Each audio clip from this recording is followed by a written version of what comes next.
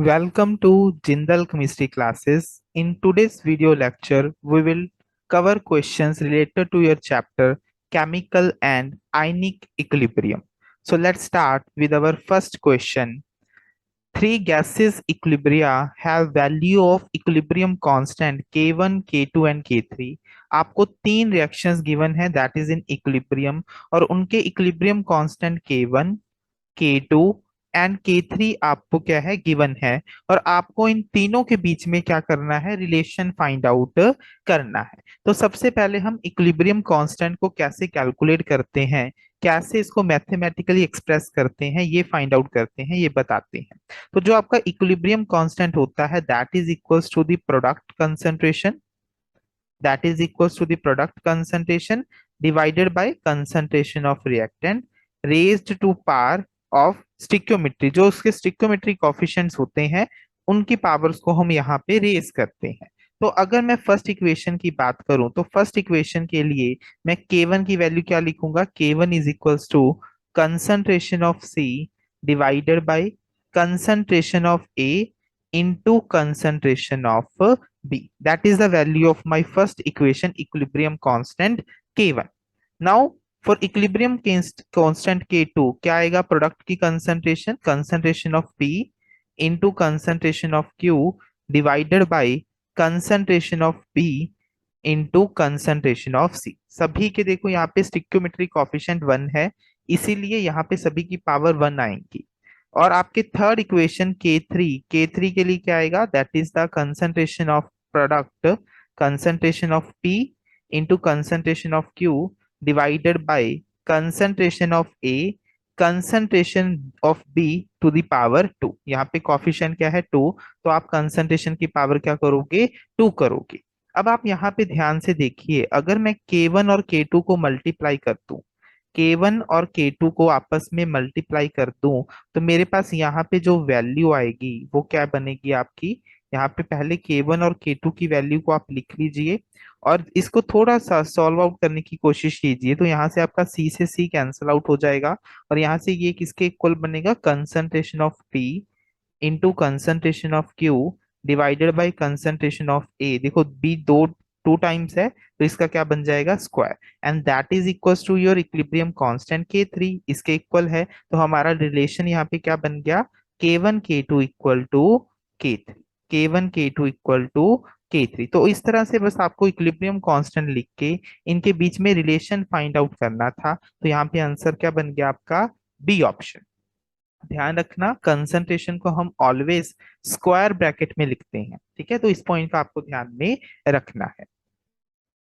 Next question, which one of the following statement is not true. जो इसमें से सही नहीं है, गलत बतानी है आपको, इसमें से इनकरेक्ट स्टेटमेंट बतानी है। तो पहला है conjugate base of H2PO4 negative is HPO4 two negative. तो पहले सीख लेते हैं हम कॉन्जुगेट एसिड और बेस कैसे बताते हैं, ठीक है। तो देखो अगर आपका देखो यहाँ पे क्या गिवन है, H2PO4 नेगेटिव है, तो अगर आपको इसका कॉन्जुगेट एसिड लिखना है तो आप इसमें ऐड करेंगे H पॉजिटिव। क्या करेंगे, इसमें H पॉजिटिव ऐड कर दो। तो अगर H पॉजिटिव ऐड करूंगा तो नेगेटिव और पॉजिटिव न्यूट्रलाइज हो जाएंगे और आपके जो हाइड्रोजन है वो कितने बन जाएंगे, 3 बन जाएंगे। सो दैट मीन्स आपके इस गिवन आयन के लिए जो कॉन्जुगेट एसिड होगा that is your phosphoric acid.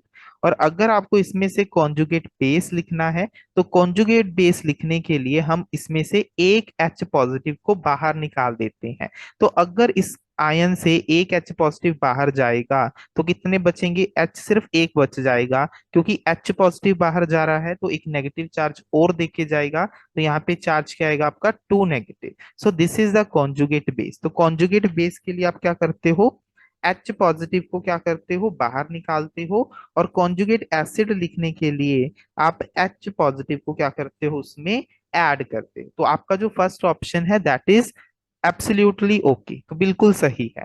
Next point है आपका pH plus pOH equal to 14 for all aqua solution at 2298 kelvin, that means 25 degree Celsius पे। तो आपको ये पता होना चाहिए कि जो आपका पीएच का स्केल है ना वो टेम्परेचर पे डिपेंड करता है, that depends upon your temperature.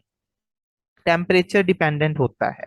At room temperature that means 25 degree Celsius पे आपका जो पीएच स्केल की रेंज है वो 0 से 14 तक होती है, जिसमें हम बोलते हैं कि अगर पीएच 7 है तो आपका सिस्टम न्यूट्रल होगा, अगर पीएच 7 से कम है, लेस देन 7 है, तो वो आपका एसिडिक होता है, और अगर वो ग्रेटर देन 7 है तो हम बोलते हैं सिस्टम या आपका जो सोल्यूशन है that is basic in nature, that is at 25 degree Celsius. But अगर यही काम हम 90 डिग्री सेल्सियस पे करते हैं, तो 90 डिग्री मतलब हायर टेम्परेचर पे आपके जो आयंस है H पॉजिटिव ज्यादा प्रोड्यूस करते हैं, तो वहां पे जो पीएच की रेंज है ना वो क्या हो जाती है, 0 से 12 के बीच में हो जाती है, that is an experimental data. तो वहां पे हम न्यूट्रलिटी कब बताते हैं, जब पीएच इक्वल टू 6 होगा। तो दैट मीन्स टेम्परेचर बढ़ाने से जो आपकी पीएच की रेंज है ना वो कम हो जाती है। दैट मीन्स पीएच वो वैरी करता है, डिपेंड्स अपॉन द टेम्परेचर। तो अब अगर 6 से ज्यादा होगा देन हम सोल्यूशन को बेसिक बोलेंगे, और अगर पीएच की वैल्यू आपकी 6 से कम होगी देन अब उसको हम एसिडिक बोलेंगे एट 90 डिग्री सेल्सियस। तो ये पॉइंट आपको ध्यान में रखना है कि जो आपका पीएच है, पीएच का जो स्केल है वो टेम्परेचर पे डिपेंड करता है। 14 की जो उसकी वैल्यू है वो आपके 25 डिग्री सेल्सियस पे होती है। बट अगर वो बात करें 90 डिग्री पे, तो 90 डिग्री पे पीएच प्लस पीओएच की वैल्यू कितनी आएगी आपकी, 12 आएगी, that is an experimental data. So आपका ये बी ऑप्शन भी क्या है, बिल्कुल सही है।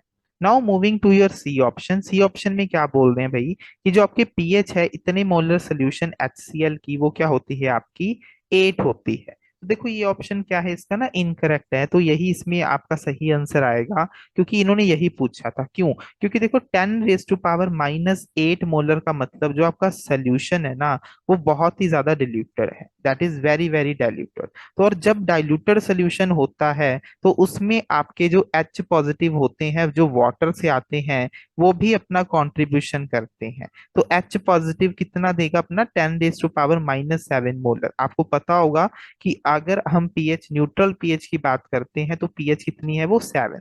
तो पीएच कैसे कैलकुलेट करते हो आप, that is equals to minus logarithmic of H positive की कंसंट्रेशन। तो अगर पीएच की वैल्यू 7 है न्यूट्रलिटी के लिए, तो H पॉजिटिव की वैल्यू कितनी आएगी आपकी, 10⁻⁻7 मोलर। सो दैट मीन्स जो आपका 10⁻⁻8 मोलर HCl है उससे जो H पॉजिटिव आते हैं वो भी ऐड होंगे, क्योंकि सोल्यूशन बहुत ही ज्यादा डाइल्यूटेड है।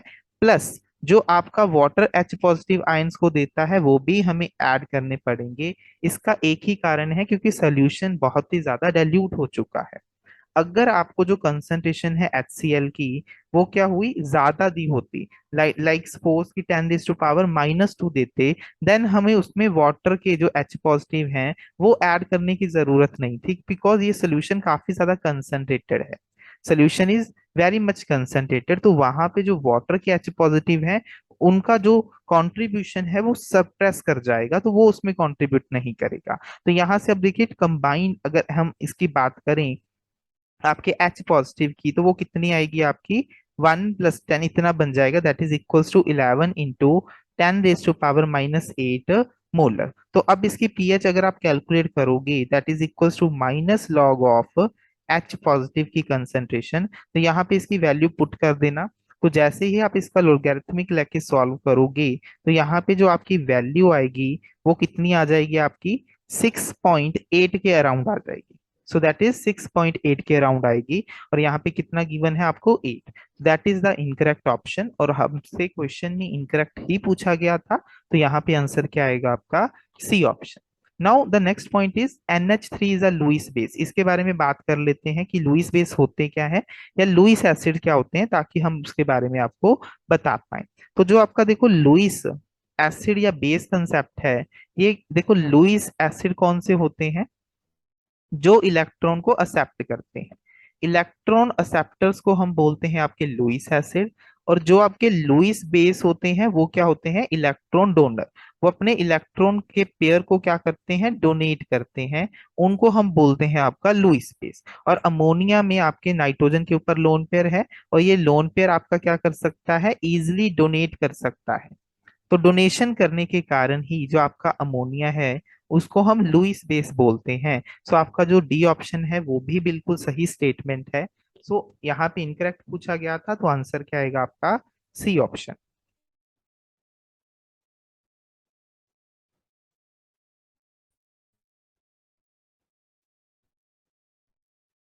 Let's start with our next question. For the reaction CO plus Cl2 give rise to COCl2, that is known as your phosgene. कहते हैं इसके लिए आपको रिलेशन बताना है विद Kp एंड Kc। देखो Kp एंड Kc क्या है, that is equilibrium constant at pressure and that is the equilibrium constant when concentration is considered. तो इन दोनों में आपस में रिलेशन क्या होता है ये आपको दिमाग में रखना है। Kp equal to Kc R T the power delta n g. देखो कैसे दिमाग में रख सकते हो ये बता देता हूँ पहले। आप सभी को आइडियल गैस इक्वेशन दिमाग में रहती है, that is your PV is equals to n R T. तो यहाँ से पी किसके को लिख सकते हो आप, n by V R T. और पी क्या है आपका प्रेशर, तो इसको मैं रिलेट करता हूँ केपी के साथ, मुझे प्रेशर वाली टर्म चाहिए। और एन बाई वी मतलब मोल्स बाय वॉल्यूम क्या होता है, कंसंट्रेशन, तो इसको मैं रिलेट करता हूँ केसी के साथ। एंड यहाँ पे आपका आर टी है, बस ध्यान में रखना ऊपर क्या लगाना है आपको, डेल्टा एन जी। अब यहाँ पे डेल्टा एन जी क्या होता है ये आपको ध्यान में रखना है, that is number of gaseous reactant, number of gaseous product minus number of gaseous reactant, gaseous product minus number of gaseous reactant. तो यहाँ पे आप देखिए कि आपके गैसियस प्रोडक्ट कितने हैं, सिर्फ एक है, माइनस गैसियस प्रोडक्ट कितने हैं? देखो वन प्लस वन, दो है टोटल गैसियस रिएक्टेंट। तो यहाँ पे डेल्टा एनजी की वैल्यू क्या आएगी आपकी, -1। तो आप यहाँ पे पुट कर दीजिए Kp equal to Kc R T की पावर डेल्टा एन जी मतलब -1। तो यहाँ पे आपका क्या बनेगा, के P by K C equal to R T raise to power -1, और you can say that is equal to 1/RT। तो यहाँ पे आंसर क्या बनेगा आपका, ए ऑप्शन। बस आपको यहाँ पे रिलेशन दिमाग में रखना था और मैंने बता दिया कि किस तरह से आप दिमाग में रख सकते हो इसको, by taking consideration of your ideal gas equation. तो उससे ये आपका जो क्वेश्चन है वो आसान हो जाएगा। और द सेकंड इंपॉर्टेंट पॉइंट यहाँ पे क्या है, आप डेल्टा एनजी को दिमाग में रखोगे। ठीक है, डेल्टा एनजी को आपको दिमाग में रखना है कि उसकी वैल्यू क्या है। नेक्स्ट है आपका the solubility product of a salt having a general formula MX2 in water is this one. कहते कंसंट्रेशन फाइंड कीजिए। देखो जो आपका MX2 है वो किस तरह से डिसोशिएट होगा आपका, that is M2 positive plus 2 halide I. ठीक है, तो यहाँ पे मान लीजिए स्टार्टिंग में कितना था, 1 था, ये 0 था, ये 0 था। तो मान लीजिए एक्स डिसोशिएट हुआ, एस डिसोशिएट हुआ, तो ये कितना बनेगा आपका, एक्स बनेगा, और ये कितना बनेगा आपका 2x बनेगा। तो हमारी जो सॉल्युबिलिटी प्रोडक्ट होती है ना, उसमें सिर्फ हम आपके डिसोशिएटेड सॉल्ट ही कंसीडर करते हैं। तो यहाँ पे क्या आएगा आपका, यहाँ पे आपका क्या आएगा, M2 पॉजिटिव की concentration into concentration of halide का स्क्वायर। तो यहाँ पे देखिए आपके M2 पॉजिटिव की कितनी सॉल्युबिलिटी है, S है, और आपके X की सॉल्युबिलिटी कितनी है, 2x, इसका स्क्वायर करना है। तो आपका जो सॉल्युबिलिटी प्रोडक्ट है वो किसके इक्वल बन जाएगा, आपके 4s³ के इक्वल आ जाएगा। और अब आपको क्वेश्चन में KSP गिवन है, that is equals to 4 into 10⁻⁻12 given है, इक्वल टू 4s³। तो यहाँ से आप सॉल्व कर लो, 4 से देखो 4 कैंसिल, तो आपकी जो s³ है उसकी वैल्यू क्या आ जाएगी, 10⁻⁻12। s की वैल्यू क्या आ जाएगी आपकी, 10⁻⁻12 raise to the power 1/3, so that means 10⁻⁻4। तो आपको सॉल्युबिलिटी ही फाइंड करनी थी M2 पॉजिटिव की, वो कितनी है, s के इक्वल है, और s की वैल्यू क्या है आपकी 10⁻⁻4 मोलर। तो इसका आंसर क्या आएगा आपका, सी ऑप्शन आ जाएगा। ध्यान रखना, सॉल्युबिलिटी प्रोडक्ट के जो क्वेश्चंस होते हैं वो इंपॉर्टेंट होते हैं, तो इसको अच्छे से देख लेना एक बार।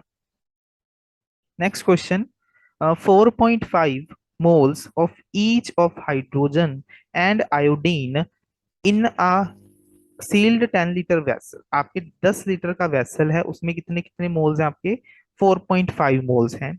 आपको गिवन है इक्विलिब्रियम पे 3 moles of HI were found. ठीक है, तो आपको इक्विलिब्रियम कांस्टेंट फाइंड करना है। एक पॉइंट ध्यान में रखना, जो हम इक्विलिब्रियम कांस्टेंट लेते हैं Kc, तो या इसकी वैल्यू क्या आएगी, HI की कंसंट्रेशन का square divided by concentration of hydrogen into concentration of iodine. तो ये जो कंसंट्रेशन लेते हैं ना हम, ये कंसंट्रेशन लेते हैं एट इक्विलिब्रियम कंडीशन पे, कि आपकी इक्विलिब्रियम कंडीशन पे कंसंट्रेशन कितनी है वो यहाँ पे कंसीडर करते हैं हम। ठीक है, अब पहले इनकी इक्विलिब्रियम कंडीशन पे कंसंट्रेशन को फाइंड आउट कर लेते हैं। देखो हमारे पास रिएक्शन क्या है, H2 plus I2 give rise to 2HI। देखो स्टार्टिंग में मोल्स कितने थे, 4.5 मोल्स थे, पर हमें कंसंट्रेशन लेना होता है। कंसंट्रेशन क्या होता है, मोल बाय वॉल्यूम। वॉल्यूम कितना था, 10 लीटर। तो इसका कितना था, 4.5/10, और स्टार्टिंग में ये कितना था, 0 था। लेट्स सपोज कि अब ये कितना डिसोशिएट कर गया, मान लीजिए एक्स डिसोशिएट कर गया। तो अगर ये एक्स डिसोशिएट करेंगे तो आपका एच आई कितना बनेगा, उसके डबल बनता है। इसके 1 मोल डिसोशिएट करने से ये 2 मोल बनता है, तो ये कितना बनेगा, आपका 2 मोल बनेगा। दैट मीन्स ये आपकी इसकी जो कंसंट्रेशन है वो कितनी होगी, 2x होगी। और आपको गिवन है जो 2x है, जो कंसंट्रेशन है ये, वो किसके इक्वल गिवन है, आपके 3 मोल्स है। और टोटल वॉल्यूम कितना है आपका, 10 लीटर। तो ये आपको कंसंट्रेशन किसके इक्वल गिवन है, आपके 2x की वैल्यू 0.3 के इक्वल गिवन है। ध्यान रखना क्वेश्चन में गिवन है कि इक्विलिब्रियम पे 3 मोल्स प्रेजेंट है। तो मोल्स 3 है और वॉल्यूम कितना है, 10 लीटर। तो कंसंट्रेशन क्या होगी, 3/10। और जो हमने ये निकाला है 2x, ये कंसंट्रेशन है, तो हमने कंसंट्रेशन को कंसंट्रेशन के इक्वल रख दिया। तो यहाँ से x की वैल्यू कितनी आ गई आपकी, 0.15। सो दैट मीन्स आपका कितना डिसोशिएट हुआ, वो 0.15 डिसोशिएट हुआ। तो यहां से x माइनस करेंगे तो बचा कितना इक्विलिब्रियम पे, तो आपके इक्विलिब्रियम पे कंसंट्रेशन कितनी बची इसकी, 0.3। I2 की कितनी बची, 0.3। और आपका ये कितना बना, 2x, मतलब 2 × 0.15। दैट मीन्स ये भी कितना बना आपका, 0.3 बना। अब फॉर्मूले में वैल्यू पुट कर दो, that is the equilibrium concentrations. तो इसकी वैल्यूज को यहाँ पे पुट कर दीजिए। तो यहाँ पे क्या आएगा, 0.3 का स्क्वायर डिवाइडेड बाई 0.3 इंटू 0.3। तो जब आप इसको सॉल्व करेंगे आंसर कितना आएगा आपका, 1 ही आ जाएगा। तो यहाँ पे आंसर क्या आएगा आपका, ए ऑप्शन। तो ध्यान में रखना है जो भी आपको गिवन है उसको लेके बस प्रोसीड करना है। सबसे बड़ी जो यहाँ पे बच्चे गलती करते हैं वो क्या है, वो यहाँ पे वॉल्यूम को कंसीडर करना भूल जाते हैं। ठीक है, तो यहाँ पे वो सिर्फ 4.5 को लेके चलते हैं, तो फिर बोलते हैं कि आंसर गलत आ गया। भाई आंसर तो गलत आएगा ही ना, क्योंकि वो वहां पे कंसंट्रेशन की बात करते हैं और आप वहां पे सिर्फ मोल्स लगा रहे हो, तो आंसर कैसे सही आएगा। तो ये पॉइंट आपको ध्यान में रखना है कि कंसंट्रेशन को ही आपको वहां पे चूज करना है, मोल्स बाय वॉल्यूम। तो उसी को लेके आपको प्रोसीड करना है और क्वेश्चन को करना है। नेक्स्ट क्वेश्चन है आपको, कहते हैं द रिएक्शन, क्वेश्चन आपको इस रिएक्शन का गिवन है। कहते हैं the reaction will proceed from left right to left. Right to left मतलब बैकवर्ड कब जाएगी ये बताना है। अच्छा मेरी बात समझने की कोशिश करना। देखो दो टर्म्स होती हैं, एक होता है रिएक्शन क्वेश्चन और एक होता है आपका इक्विलिब्रियम कांस्टेंट। मैंने अभी अभी बताया कि जो आपका इक्विलिब्रियम कांस्टेंट होता है वो हम कब लेते हैं, कंसंट्रेशन यहाँ पे लेते हैं हम एट इक्विलिब्रियम, की एट इक्विलिब्रियम पे कितनी कंसंट्रेशंस हैं उसी से ही हम इक्विलिब्रियम कांस्टेंट को कैलकुलेट करते हैं। बट रिएक्शन क्वेश्चन में concentration at any time T आप कंसीडर कर सकते हो। इसमें कोई जरूरी नहीं है कि आपको कंसंट्रेशन सिर्फ इक्विलिब्रियम पे ही चाहिए। यहाँ पे जो आप कंसंट्रेशन लिखते हो रिएक्शन क्वेश्चन में, वो किसी भी टाइम पे हो सकती हैं। तो यहाँ पे देखो होता क्या है, कुछ कंडीशंस होती हैं कि रिएक्शन कब आपकी बैकवर्ड जाएगी, कब फॉरवर्ड जाएगी, और कब आपकी जो रिएक्शन है वो आपकी इक्विलिब्रियम में रहती है। तो पहली कंडीशन है कि अगर आपका Q इक्वल टू के सी है, तो इसका मतलब क्या है, रिएक्शन क्या है आपकी इक्विलिब्रियम में है। दैट मीन्स वो फॉरवर्ड भी जाएगी और बैकवर्ड भी जाएगी। Rate of forward is equal to rate of backward. अगर आपका देखो Q ज्यादा है के सी से, Q ज्यादा देखो होने का मतलब क्या है, Q का मतलब क्या है आपका, देखो प्रोडक्ट बाय रिएक्टेंट है, मतलब प्रोडक्ट ज्यादा है। तो Q को कम होना पड़ेगा तभी जाके वो क्या होगा, केसी के इक्वल आएगा। तो Q अगर ज्यादा है तो Q को कम होना पड़ेगा। Q को कम होने का मतलब क्या है, प्रोडक्ट को कम होना पड़ेगा। प्रोडक्ट कब कब होगा, जब वो क्या करेगा आपका बैकवर्ड जाएगा, तभी प्रोडक्ट की मात्रा कम होगी और रिएक्टेंट आपका बढ़ेगा। सो दैट मीन्स अगर Q ज्यादा है तो रिएक्शन क्या होगी आपकी, बैकवर्ड डायरेक्शन की तरफ जाएगी। रिएक्शन कहाँ पे जाएगी आपकी, बैकवर्ड डायरेक्शन की तरफ क्या करेगी, प्रोसीड करेगी। ठीक है, तो पहला पॉइंट ये था।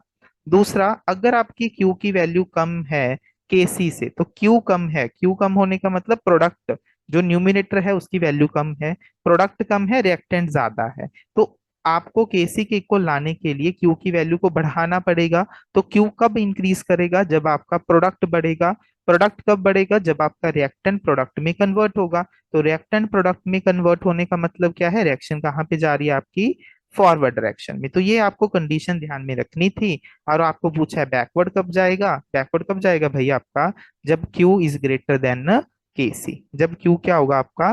ग्रेटर होगा आपके केसी से। तो यहाँ पे आपका जो क्वेश्चन का आंसर आएगा that is your D option. I hope आपको ये कंसेप्ट समझ में आ गया होगा। That is very important. Next question, which of the following base is weakest? सबसे वीक बेस कौन सा है? तो ध्यान दीजिए, यहाँ पे आपको के बी वैल्यू गिवन है। के बी क्या होता है आपका? Base dissociation constant. That is a base dissociation constant. ये आपका एक मेजर होता है कि टू नो द एसिडिटी और बेसिसिटी ऑफ एनी कंपाउंड। तो केबी की वैल्यू जितनी ज्यादा होगी सब्सटेंस उतना ही ज्यादा क्या होगा आपका? बेसिक नेचर होगा। और उसका जो एसिडिक करेक्टर है उतना ही क्या होगा आपका? कम होगा। एक टर्म होती है पीकेबी। तो पीकेबी जितनी ज्यादा होगी बेसिसिटी उतनी ही क्या होती है आपकी? कम होती है। तो इन दोनों पॉइंट्स को दिमाग में रखना है। तो अभी हमें बताना है वीकेस्ट। वीकेस्ट का मतलब लोएस्ट केबी किसका है? लोएस्ट केबी किसका है? तो यहाँ पे देखिए, यहाँ पे पावर्स को जब आप एनालाइज करेंगे तो यहाँ पे पावर है 10⁻⁻10। तो that is the lowest among the 10⁻⁻6 and 10⁻⁻4। तो इन दोनों में से अब लोएस्ट वैल्यू कौन सी है आपकी? 3.8। तो यहाँ पे आंसर क्या आ जाएगा आपका? B option. आंसर क्या आ जाएगा यहाँ पे आपका? B option. बस ये आपको ध्यान में रखना था कि केबी जिसका सबसे कम उसकी बेसिसिटी सबसे कम आएगी, because Kb and basicity are directly proportional to each other. तो इस क्वेश्चन का आंसर क्या आएगा आपका? B option. नेक्स्ट है आपका the pH of a solution containing 50 ml each of 0.1 molar sodium acetate. देखो सोडियम एसिटेट क्या है आपका? This is your acetate ion, साथ में सोडियम अटैच है काउंटर आयन की फॉर्म में। एंड एसिटिक एसिड की कंसेंट्रेशन गिवन है आपको, पीके एसिटिक एसिड का गिवन है, पीएच कैलकुलेट करनी है। तो इसके लिए हम यूज करते हैं आपकी हैंडरसन हेजलबैच इक्वेशन।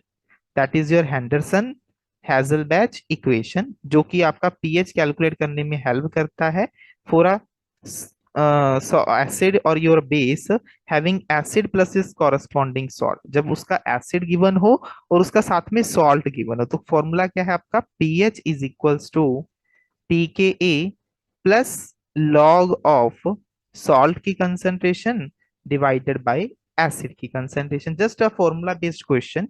पीके की वैल्यू ऑलरेडी गिवन है आपको 4.57 प्लस लॉग सॉल्ट की कंसंट्रेशन कितनी है आपकी यहाँ पे? 0.1 है, डिवाइडेड बाय एसिड की कंसंट्रेशन कितनी है आपकी यहाँ पे? 0.01। तो आप इसको सॉल्व कर लो। तो यहाँ पे क्या बनेगा आपका? 4.57 प्लस लॉग 10। लॉग 10 की वैल्यू कितनी होती है आप सभी को पता होगी, दैट इज 1। तो यहाँ पे बस ऐड कर लो तो पीएच कितना आ गया आपका? 5.57। So that is a purely your formula based question, that is your Henderson Hasselbalch equation. कब लगाते हैं? जब आपका एक एसिड दिया हो और उसी एसिड का सॉल्ट गिवन हो आपको, देन आप यहाँ से एक फॉर्मूला लगा सकते हो। लेट सपोज अब आपको यहाँ पे पूछ लेते पीओएच कितना होगा। तो पीएच प्लस पीओएच की वैल्यू क्या होती है? That is equal to 14। तो मेरा पीएच मैंने कैलकुलेट कर लिया, तो पीओएच की वैल्यू क्या आएगी? P14 minus pH. तो 14 में से माइनस कर दीजिए 5.57। तो यहां से अगर आप कैलकुलेट करेंगे तो इसकी वैल्यू कितनी आएगी? आई थिंक आपकी आएगी 8.43। सो that is the value of your pOH. ठीक है, तो इस तरह से आप पीओएच को भी यहां से कैलकुलेट कर सकते थे। Moving to your next question. कहते कंसीडर कीजिए आपका एक सिस्टम है, 1 लीटर है, उसका वॉल्यूम कितना है? 1 लीटर है, 300 केल्विन है, and this is the reaction. Initially कहते आपके ए और बी के दोनों के एक एक मोल थे। कंसंट्रेशन कितनी होगी? That is equals to mole by volume. ध्यान रखना कंसंट्रेशन कंसीडर करते हैं तो 1/1, क्योंकि वॉल्यूम 1 है तो 1 ही रहेगी, दैट इज कंसंट्रेशन 1 मोलर है। एंड इक्विलिब्रियम पे बोल रहे हैं वो सी आपका जो है वो 0.7 मोल प्रेजेंट है इक्विलिब्रियम पे। तो आपको केसी की वैल्यू बतानी है। तो देखो इस सिमिलर क्वेश्चन हम पहले भी कर चुके हैं यहीं पे। तो यहाँ पे देखो स्टार्टिंग में क्या था? इनिशियली जब आपका टाइम 0 था तो ये कितने कितने मोलर थे? 1 मोलर थे। और ये कितना था? 0 था।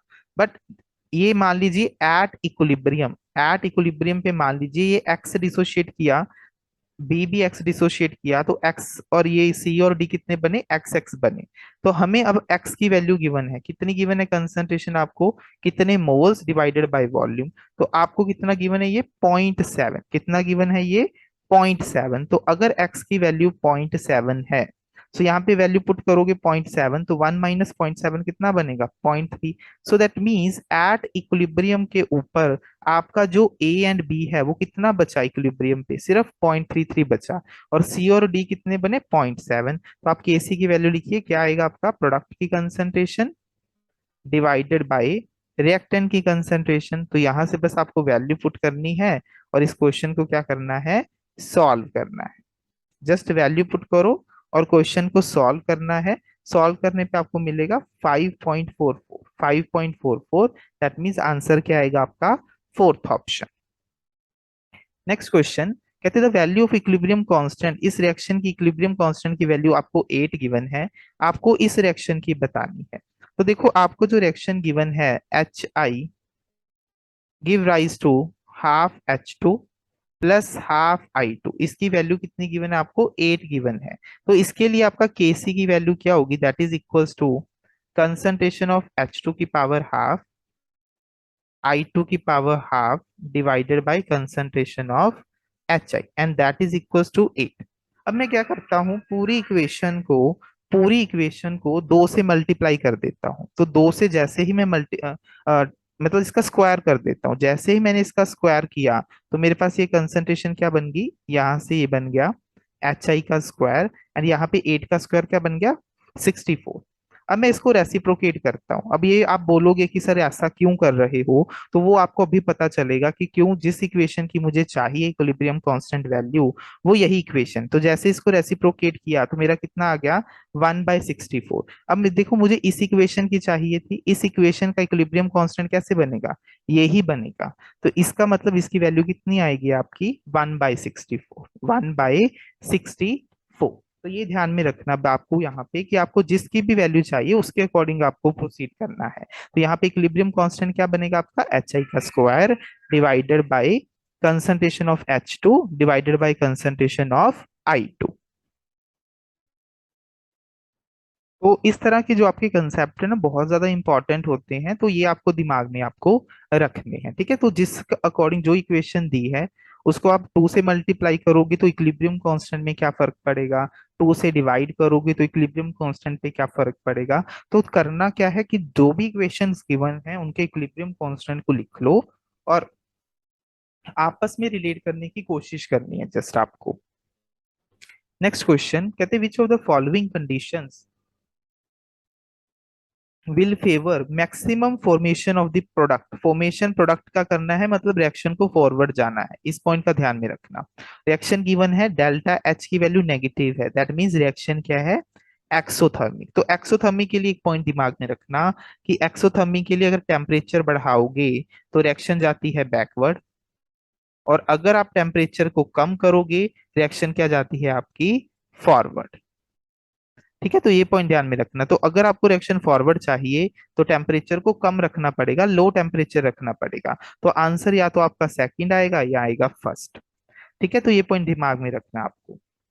नेक्स्ट है आपका प्रेशर की बात करें, तो प्रेशर में कैसे कैलकुलेट करोगे, तो सबसे पहले ना यहाँ पे डेल्टा एनजी कैलकुलेट कर लो। यहाँ पे डेल्टा एनजी मतलब प्रोडक्ट कितने हैं, सिर्फ 1, माइनस रिएक्टेंट के कितने हैं, 1 + 1 कितने हैं, 2। तो 1 - 2 मतलब -1, that means delta n g क्या है, लेस देन 0। तो delta n g less than 0 का मतलब क्या है कि रिएक्टेंट साइड आपके गैस मॉलिक्यूल ज्यादा है और प्रोडक्ट साइड आपके जो गैस मॉलिक्यूल्स हैं वो कम है। तो एक प्रिंसिपल होता है आपका ली चैटरियल प्रिंसिपल, ली चैटरियल्स प्रिंसिपल। ये प्रिंसिपल क्या बोलता है कि जब भी हम कोई सिस्टम में चेंज करते हैं ना, तो वो पार्टिकल्स जो है वो उस डायरेक्शन में प्रोसीड करते हैं उस चेंज को अंडू करने के लिए। लेट्स सपोज कि मैंने यहाँ पे क्या कर दिया, प्रेशर को बढ़ा दिया। तो प्रेशर मैंने बढ़ाया जैसे ही, तो आपके पार्टिकल्स या रिएक्शन उस डायरेक्शन में प्रोसीड करेगी जहां पे प्रेशर क्या होगा आपका, कम होगा, जहां पे प्रेशर क्या होगा आपका कम होगा। अब लेट सपोज ये इसी केस की मैं बात करता हूँ कि delta n g less than 0 है और मैंने बाहर से सिस्टम का प्रेशर बढ़ा दिया, तो प्रेशर बढ़ाने पे वो उसको क्या करना पड़ेगा, अंडू करेगा। अंडू करने का मतलब रिएक्शन वहां पे प्रोसीड करेगी, reaction proceeds in that direction, उस डायरेक्शन में प्रोसीड करेगी where pressure is less, where pressure क्या होगा आपका, लेस होगा। तो प्रेशर कब कहाँ पे लेस होगा, जहां पे आपके नंबर ऑफ गैसियस पार्टिकल क्या होंगे, कम होंगे। जहां पे आपके नंबर ऑफ गैसियस जो पार्टिकल्स हैं आर लेस होंगे, क्योंकि गैसेस पार्टिकल ही प्रेशर क्रिएट करते हैं। तो पार्टिकल्स कहाँ पे कम है आपके यहाँ पे, प्रोडक्ट साइड पे। तो दैट मीन्स रिएक्शन कहाँ किसकी तरफ जा रही है, मतलब रिएक्शन फॉरवर्ड की तरफ जा रही है। जैसे ही आपने प्रेशर बढ़ाया, आपका ली चैटले प्रिंसिपल क्या बोलता है, उसको अंडू करने की कोशिश करेगा आपका सिस्टम। तो अंडू कब कर पाएगा, प्रेशर जब कम होगा। तो प्रेशर कहाँ पे कम है आपके, प्रोडक्ट साइड में। तो दैट मीन्स रिएक्शन कहाँ पे जाएगी आपके, फॉरवर्ड साइड में। तो अगर आपका delta n g less than 0 होता है, तो प्रेशर बढ़ाने से रिएक्शन आपकी फॉरवर्ड जाती है, और प्रेशर को कम करने से रिएक्शन आपकी बैकवर्ड जाती है। तो इस पॉइंट को दिमाग में रखना है।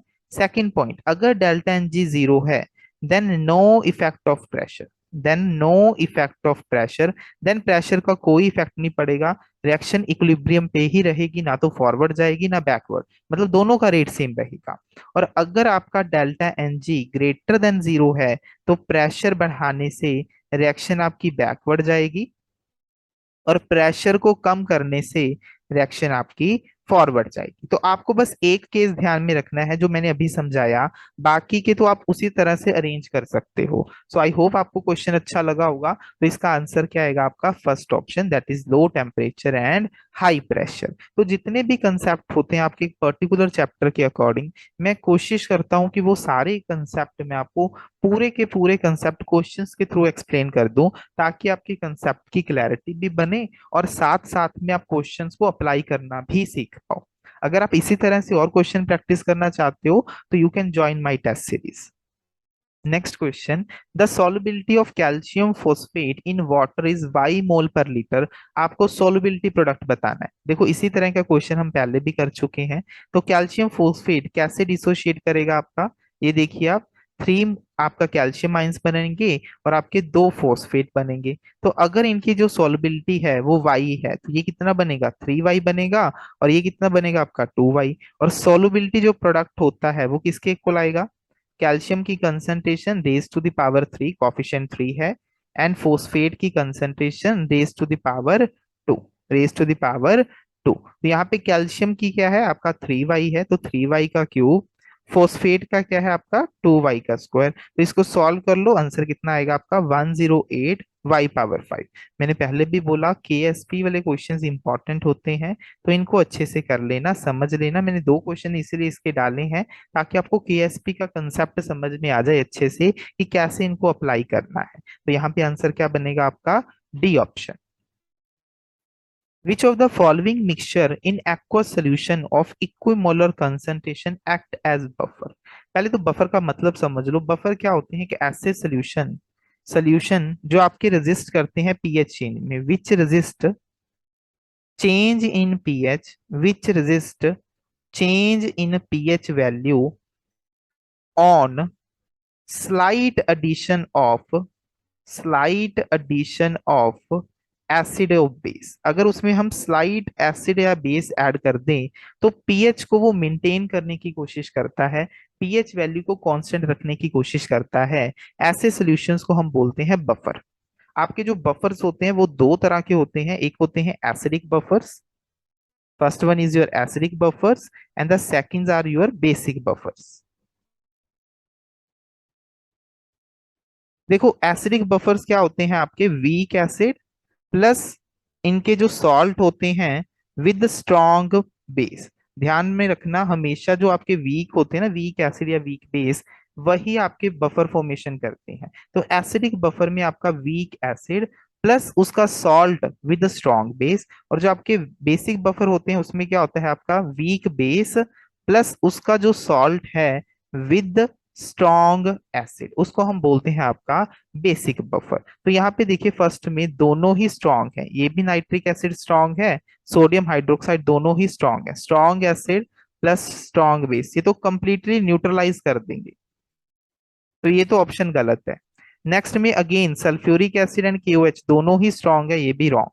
नेक्स्ट में देखिए ammonium hydroxide that is a weak base, उसके साथ HCl है, तो देखो जैसे ही आप डालोगे एसिड प्लस बेस मिलके क्या बनाएंगे, सॉल्ट बनाएंगे, तो ये क्या बन गया, वीक बेस का सॉल्ट बन गया with strong acid, with strong acid, और साथ में आपका वीक जो बेस है वो एक्सेस में प्रेजेंट है, तो आपका वीक बेस भी यहाँ पे प्रेजेंट हो गया और उसका सॉल्ट भी प्रेजेंट हो गया विद स्ट्रॉन्ग एसिड, तो आंसर क्या आ जाएगा आपका, सी ऑप्शन आ जाएगा। यहाँ पे देखिए, यहाँ पे नो डाउट यहाँ पे एसिटिक एसिड का सॉल्ट बनेगा सोडियम एसिटेट, पर सोडियम एसिटेट के साथ जो एक्सेस में पेंडिंग है वो आपका क्या है, NaOH है, और NaOH क्या है आपका, स्ट्रॉन्ग बेस है, तो हमें ये नहीं चाहिए।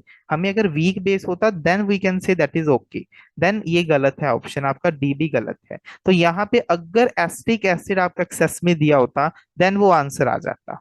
क्यों आ जाता, क्योंकि वहां पे फिर एसिटिक एसिड प्रेजेंट होना था और एसिटिक एसिड का सॉल्ट विद स्ट्रॉन्ग बेस वो प्रेजेंट होना था, देन ये आपका वीक, आपका ये जो है बफर की तरह एक्ट कर सकता था। बट यहाँ पे इन्होंने NaOH को एक्सेस में दिया है, so it can't act as your buffer. Buffer के लिए मैंने कंडीशन बता दी है आपकी, तो ये पॉइंट आपको दिमाग में रखने हैं। नेक्स्ट क्वेश्चन कहते when the system A+B give C2D, कहते ये आपका इक्विलिब्रियम पे है, तो इनमें से कौन सी कंडीशन सही है। तो इक्विलिब्रियम का देखो मतलब क्या होता है कि जो रेट ऑफ फॉरवर्ड है that is equals to rate of backward. So rate of forward का मतलब जिस स्पीड से आपके जो रिएक्टेंट हैं वो प्रोडक्ट में कन्वर्ट हो रहे हैं, उसी स्पीड से आपके जो प्रोडक्ट हैं वो रिएक्टेंट में क्या होंगे, कन्वर्ट होंगे। सो दैट मीन्स जो आपकी रिएक्शन है ना वो डायनामिक होती है, दैट इज नॉट स्टैटिक। आपकी रिएक्शन स्टॉप नहीं हुई है, reaction is continuously going on, बस उसके कंसंट्रेशन में कोई चेंज नहीं आ रहा। क्यों, क्योंकि जिस स्पीड से आपके रिएक्टेंट प्रोडक्ट में कन्वर्ट हो रहे हैं उसी स्पीड से आपके प्रोडक्ट रिएक्टेंट में कन्वर्ट होते जा रहे हैं, तो इनके कंसंट्रेशन ऑफ रिएक्टेंट एंड जो कंसंट्रेशन ऑफ प्रोडक्ट है उनकी जो कंसंट्रेशन है वो कांस्टेंट हो जाती है at equilibrium, remains constant at equilibrium, but वो रिएक्शन स्टॉप नहीं करती, इस पॉइंट को समझना। इसी वजह से जो आपकी इक्विलिब्रियम रिएक्शंस होती हैं वो डायनामिक होती हैं नेचर में, बस अब आप उनमें रेट का जो डिफरेंस है वो फाइंड आउट नहीं कर पाओगे, क्योंकि rate of forward is equals to rate of backward. तो यहाँ पे पहला point, the sum of concentration of A and B must equal the concentration, तो ये तो गलत है, ये तो कोई एसेंशियल कंडीशन नहीं है ना कि concentration of A and B का sum that should be equal to C and D, that is not the correct answer. Forward reaction has stopped, ये भी गलत है, रिएक्शन कभी भी रुकती नहीं है एट इक्विलिब्रियम, इक्विलिब्रियम में रिएक्शन आगे भी चलती है और पीछे भी चलती है और दोनों का रेट सेम रहता है। नेक्स्ट सी ऑप्शन भी गलत है, फिर से कहा इन्होंने स्टॉप कर दिया, ये गलत है। रिवर्स रिएक्शन हैज स्टॉप्ड, फिर से गलत है, मतलब आंसर क्या है आपका, E option. Neither the forward NOR the reverse reaction has stopped, कोई भी रिएक्शन आपकी रुकती नहीं है, दैट मीन्स रिएक्शन क्या होती है आपकी, डायनामिक होती है नेचर में, वो forward as well as backward direction में इक्वल रेट से क्या करती है, प्रोसीड करती है। तो इस क्वेश्चन का आंसर क्या आएगा आपका, E option. The last question कहते for the reaction A+2B give rise to 2C, rate constant for forward and backward are, आपको फॉरवर्ड का और बैकवर्ड का रेट कांस्टेंट गिवन है, फॉरवर्ड का कितना है इतना, बैकवर्ड का रेट कांस्टेंट कितना गिवन है, 2.5 इंटू 10⁻⁻²। आपको इक्विलिब्रियम कांस्टेंट फाइंड करना है। देखो एट इक्विलिब्रियम पे मैंने अभी बताया कि आपका जो रेट ऑफ फॉरवर्ड है वो किसके इक्वल होता है, रेट ऑफ बैकवर्ड के, और फॉरवर्ड का रेट किसके इक्वल होता है, forward rate constant concentration of your product. Rate of backward किसके इक्वल होगा, rate constant of backward direction concentration of your product.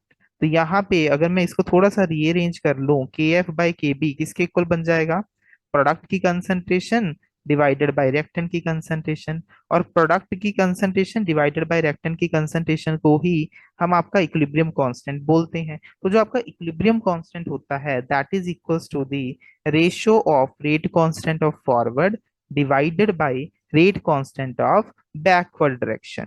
तो आपको बस क्या लिखना है, KF की value divided by that of backward, तो बैकवर्ड के लिए क्या है 2.5 इंटू 10⁻⁻², तो जैसे ही आप इसको सॉल्व करोगे आंसर कितना आएगा आपका 4 × 10⁻³ तो आंसर क्या बनेगा आपका यहाँ पे सी ऑप्शन बनेगा। This is your A option, this is your B, this is C and this is D. तो यहाँ पे आंसर क्या बनेगा आपका सी ऑप्शन। आई होप आपको आज का लेक्चर अच्छा लगा हो। अगर आपको मेरे लेक्चर अच्छे लगते हैं तो kindly subscribe to my YouTube channel, like share and comment. Happy learning.